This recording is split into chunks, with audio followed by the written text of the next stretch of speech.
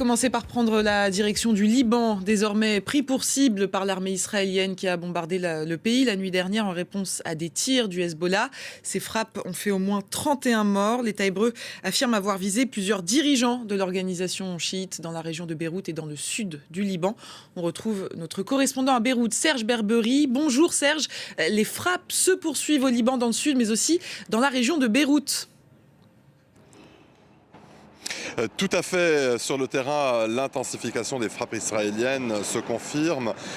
Depuis ce matin, l'aviation israélienne mène des raids dans toutes les régions considérées comme des zones d'influence du Hezbollah, aussi bien donc dans le Liban sud que dans la Bekaa et à Beyrouth.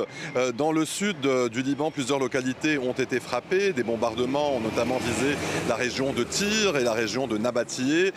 D'autres frappes ont causé des destructions supplémentaires dans plusieurs villages frontaliers. Vous savez, dans la Bekaa aussi, des bombardements ont été signalés, notamment près de la région de Baalbek. Des ambulances ont été dépêchées vers ces zones frappées. Vous savez, cette multiplication des raids confirme la stratégie annoncée par l'armée israélienne. Des vagues donc successives de frappes qui ciblent les infrastructures et les positions présumées du Hezbollah. Mais en parallèle, vous savez, Israël cherche aussi à clarifier sa posture militaire. Un porte-parole de l'armée israélienne a indiqué aujourd'hui qu'il n'y avait pas à ce stade de plan immédiat pour une invasion terrestre du Liban. Ce porte-parole a aussi précisé que l'armée israélienne n'a pas encore étendu sa présence à l'intérieur du territoire libanais. Autrement dit, vous savez, cette offensive donc se poursuit pour l'instant par voie aérienne, mais sans annonce d'entrée de troupes au sol. Reste que le rythme et l'ampleur des frappes maintiennent une très très forte pression sécuritaire et aussi la perspective de plusieurs jours de combat évoqués par l'état-major israélien aujourd'hui. Et cela alimente les inquiétudes ici d'un conflit prolongé. La banlieue sud de Beyrouth a été encore une fois visée aujourd'hui après les frappes d'hier soir. Serge, le Conseil des ministres s'est réuni. Qu'est-ce qu'on attend de cette réunion? Est-ce qu'elle est terminée ou est-ce qu'elle est toujours en cours? La réunion est toujours en cours. On attend donc les conclusions de cette réunion gouvernementale qui s'est tenue dans un contexte d'extrême crispation politique et sécuritaire. Cette séance qui a été présidée par le chef de l'État a débuté par un hommage aux victimes des frappes israéliennes aujourd'hui au Liban. Un moment donc de recueillement qui, vous savez, reflète la gravité de la situation.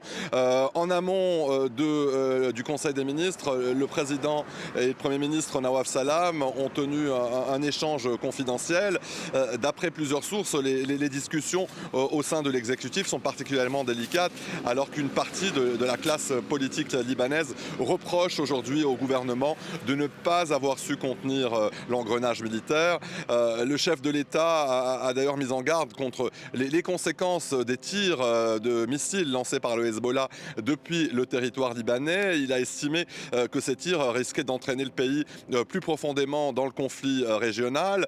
Le Premier ministre Salam, lui, a aussi souligné les risques que cette escalade fait peser sur la stabilité interne du Liban. Parallèlement à ces réactions, d'autres réactions politiques aussi, notamment le leader des forces libanaises, Samir Jarjar. Les forces libanaises, c'est le principal parti chrétien au Liban. Eh bien, Samir Jarjar a accusé le Hezbollah d'avoir précipité le Liban dans la confrontation et d'avoir exposé le Liban, la capitale, Beyrouth, aux représailles israéliennes.